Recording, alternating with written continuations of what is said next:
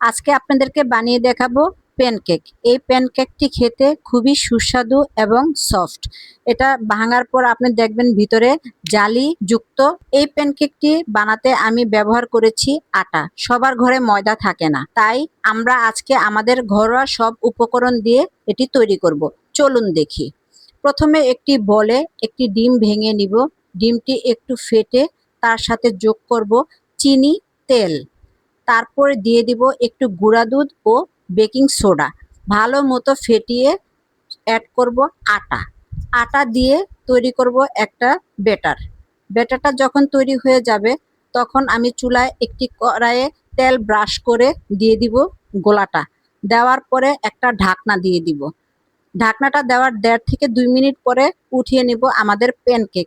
দেখুন তো কেমন হয়েছে। একবার বানিয়ে খাবেন, তারপর আমাকে বলবেন কেমন হয়েছে।